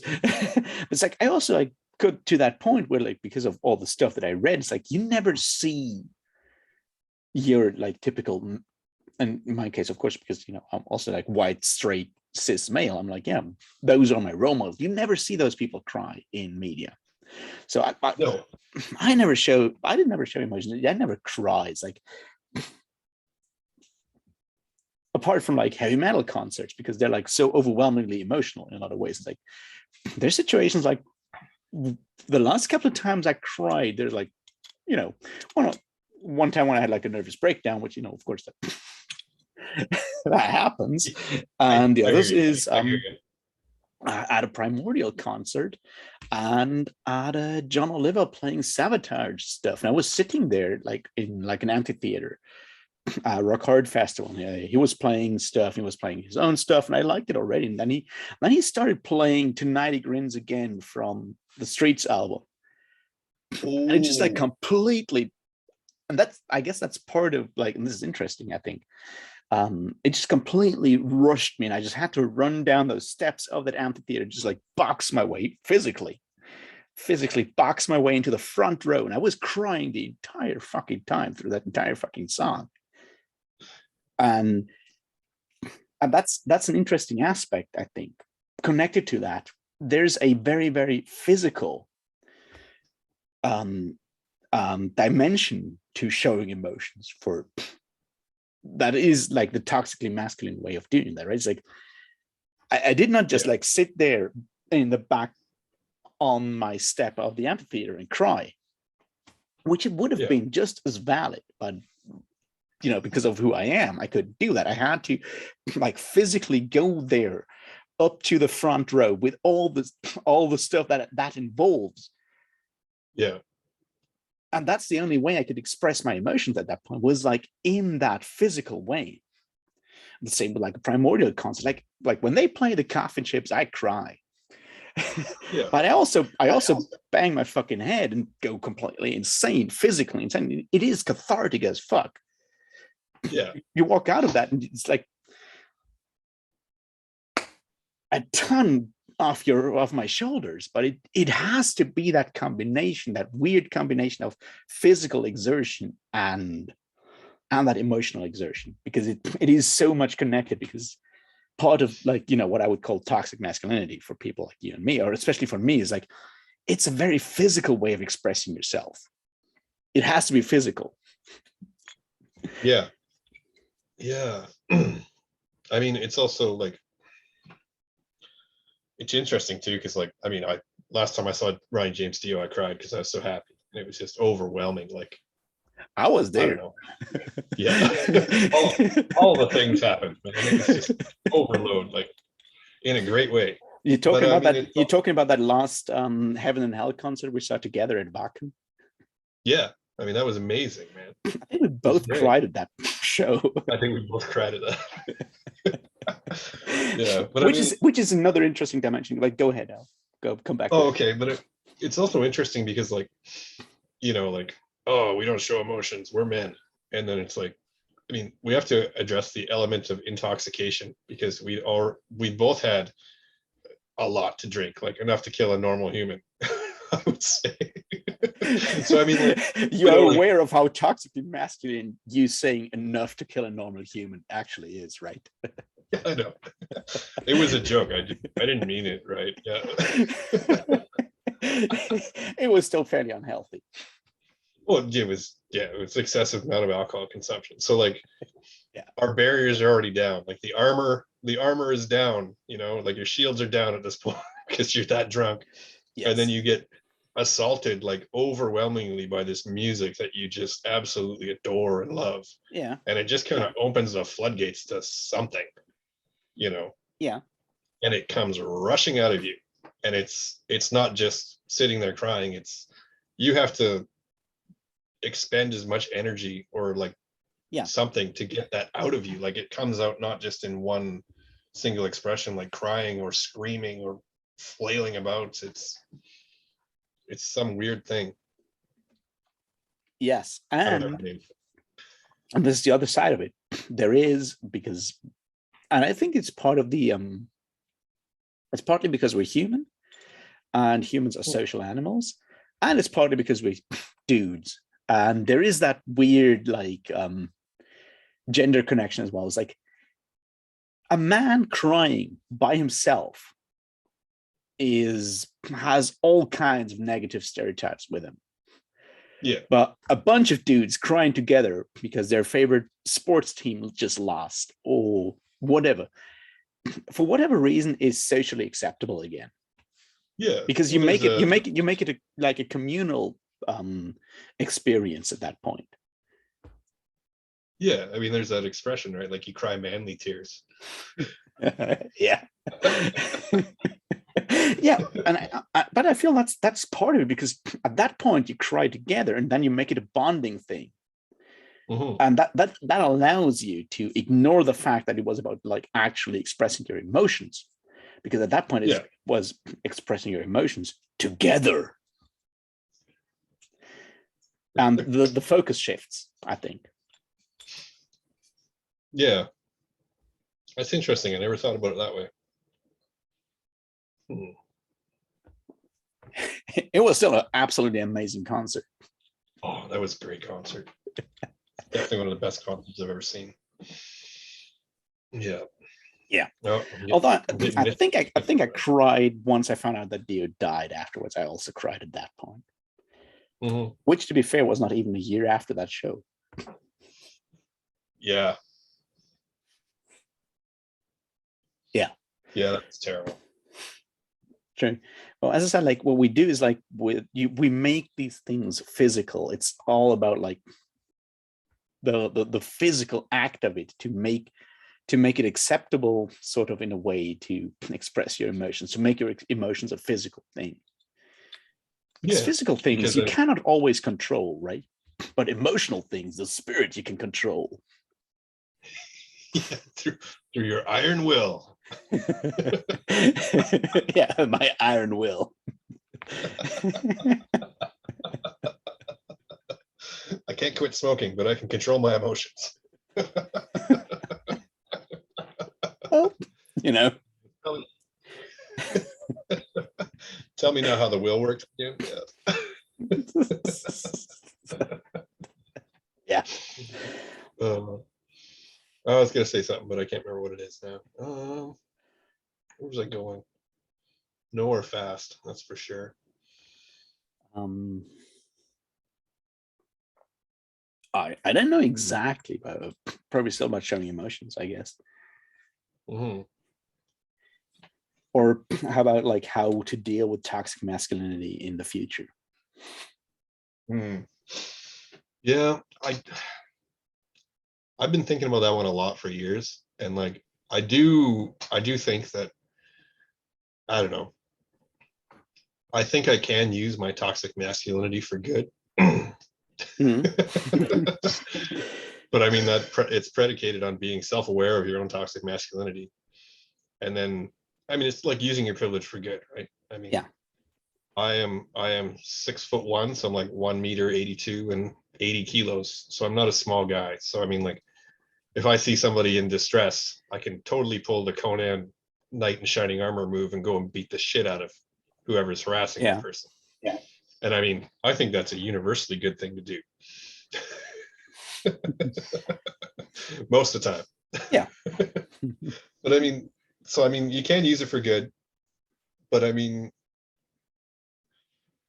I would say most depictions of toxic masculinity in media are not toxic masculinity being used for good, but to, oppress people, right? So I mean, this is where we have this problem. Like, okay, I've got this internalized code that I've questioned, but I think I've got it more or less in order now.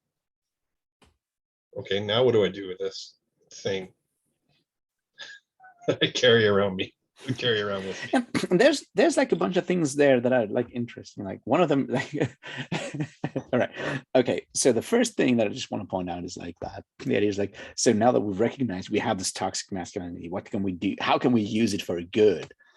Is suspiciously like your end of like Dark Knight, where like maybe not the hero that society wants, but the hero society needs, and we use our dark toxic masculinity to save people and take that on. And it's a noble sacrifice kind of thing. It's fairly easy to fall into that, which is part of that like toxically masculine kind of narrative that we've grown up with all those fantasy books. Yeah.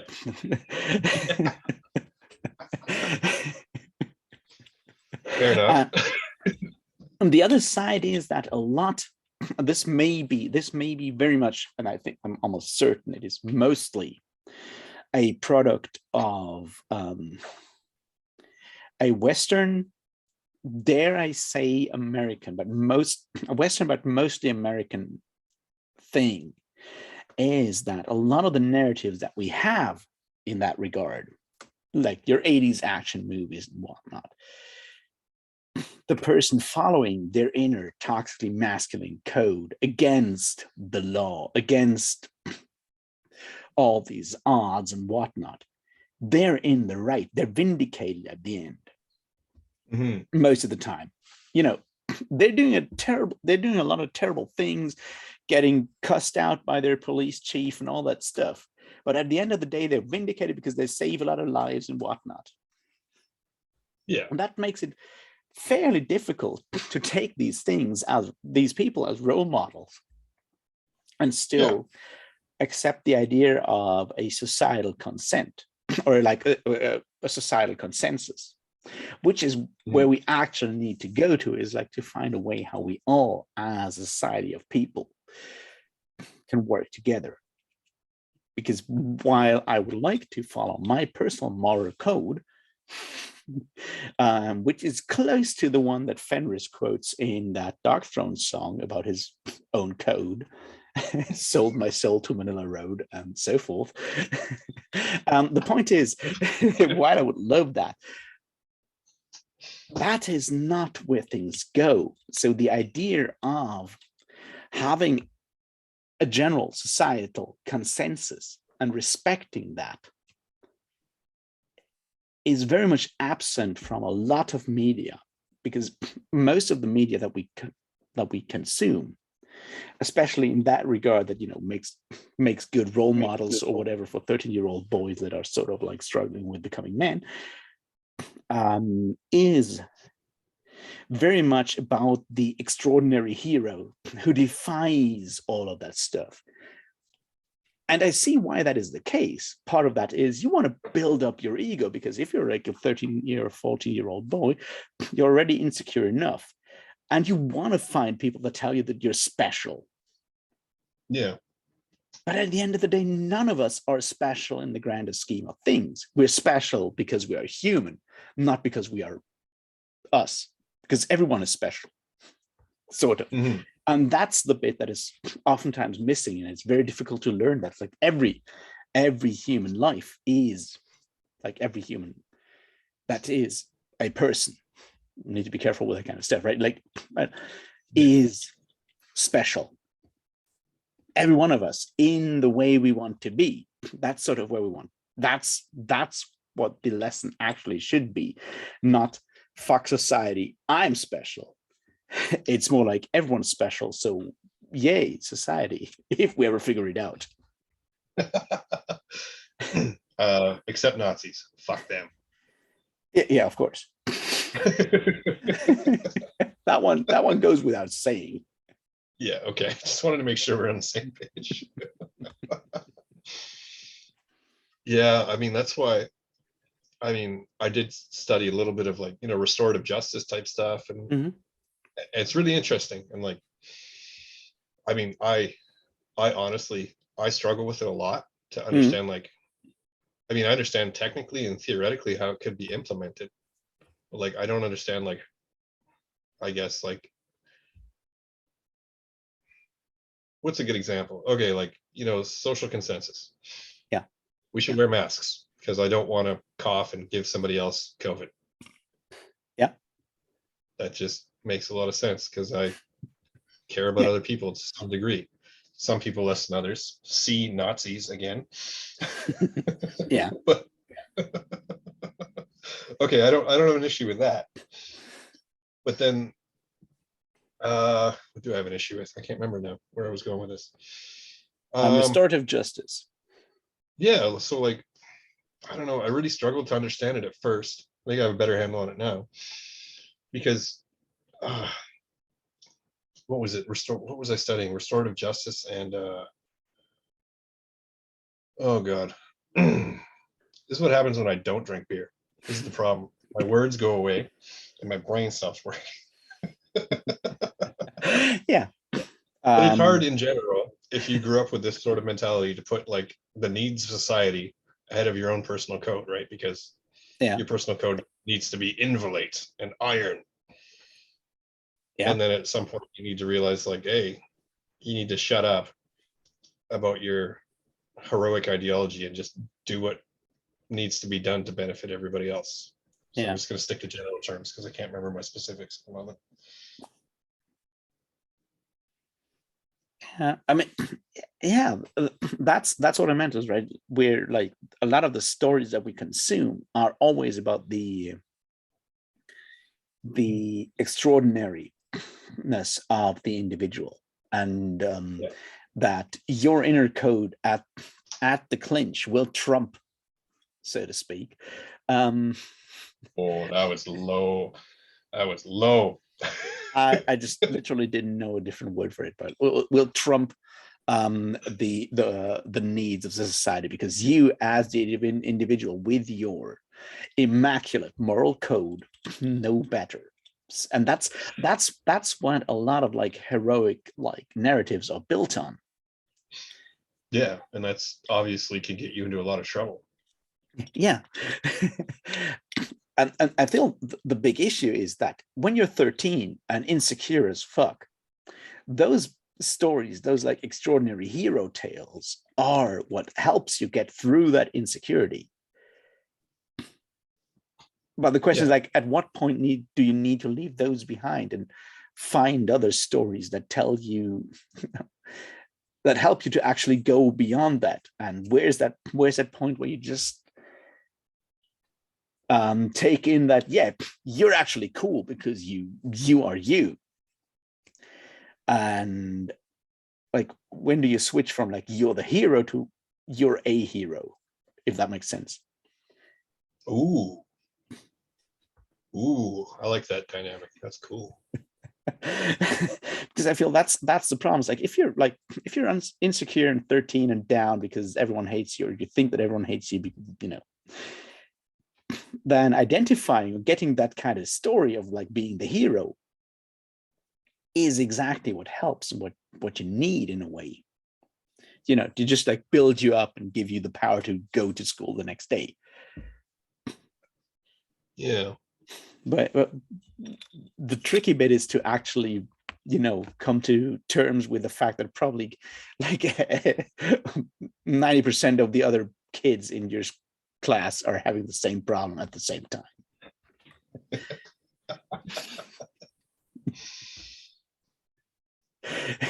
You're not Superman. You're just the X-Men, I guess. All right. Can I use a D&D analogy? Mm-hmm. All right. So when you first start playing D&D, you want to make the most badass character. You want to be the best in combat, the best at everything else. Yes. Right. And then, like, God, I've been playing for 27, 28 years now. You start to realize at a certain point, playing with a party of people, that you don't have to be the best at everything. Huh. And that you guys are way, way stronger together. You know what I mean? Yeah. So you have to play your role in the party, and you have to do it well. And if everybody does that, the party's way stronger. Yeah. Am I getting that? Is it the same sort of thing? Yeah, I think so. Okay. So stop me before I start discussing mechanics of games and which feats to take. I'll do it. I'll do it for like an hour. It's always great to cleave before they dropped it. So it's great. Yeah, I mean, that's something I've been struggling with actually. DMing this campaign for these guys who are kind of newer to playing like role-playing games, and mm-hmm. They don't work together worth a shit, and it handicaps the hell out of them. Each one of them is trying to be like Superman on his own, and like after you play enough D&D, you find out that it doesn't work. You can't fight all the giants by yourself. Yeah. You know what I mean? Am I going off on a tangent? A good friend of mine said that recently to me when I was like not complaining, but just like talking about like how I struggle with like all kinds of mental pressure and stuff. And so she's like, you need help. I know you don't want to ask for help, but it takes an entire party to take down a dragon. Nice. That's a good one, dude. Like and that's exactly what it is. It takes an entire party to take down a dragon. Technically, that's not true, man. Like, I did it by myself once. That, sir, was in a game.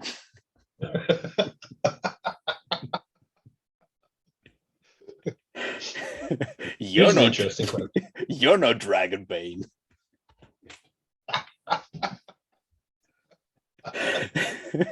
Yeah, I definitely don't want to go up against AP. I think I'd lose, so I'd have to give up my dragon for yeah. True. But yeah, I think that's sort of like the problem is that while we, and that's like the next like difficult thing to accept is like, well, you and me, we grew up with reading Fafhrd and the Grey Mouser, Conan, and a lot of that stuff. We have a ton of fond memories, and go back to reading that stuff every other year or every 3 years. You know what I mean? Yeah. And they turned us into the people that we are, and we try to, at least I try to think of myself as not being completely a complete waste of space. I try to be, it's difficult to come to the realization that there might be better stuff out there to actually consume and build you up as a kid than Conan the Barbarian for people in general. Yeah. All right, that's fair. You see what I mean? It's like and that kind of comes back to that like starting point that we had, which is it's part of our identity. you go and insult Conan the Barbarian, I'll be pissed because it's such a huge point. I'll defend Conan the Barbarian until the day I die. But maybe I should also realize that that's not the life I want for the next generation. You know what I mean? No. Yeah. Fair enough. And that's like the point that you realize that while I turned out sort of okay, most in like some aspects of my being, that doesn't mean that like everyone else should follow my path. So maybe do No. better than me.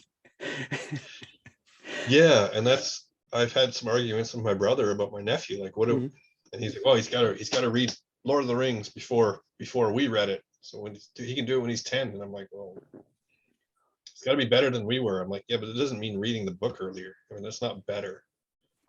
You know what I mean? Like he could be better by actually like learning to talk about his emotions and live a fulfilling life, and like, you know, not having to carry scars from working construction his whole life. Like, I'm just putting it out there. Maybe that's better. Yeah, maybe. You know, like better doesn't mean faster or stronger.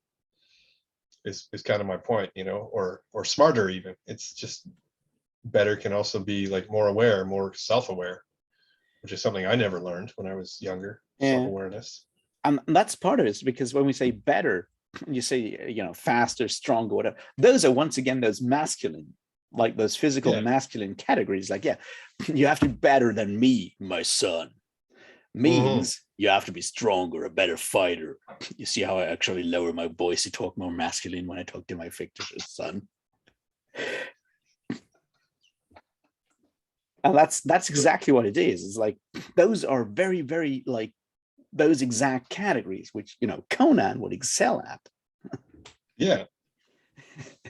But at the end of the day, what you actually want is for everyone to be happy. Contentment beats biceps.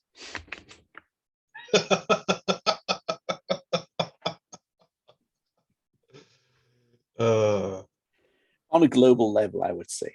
On a global level.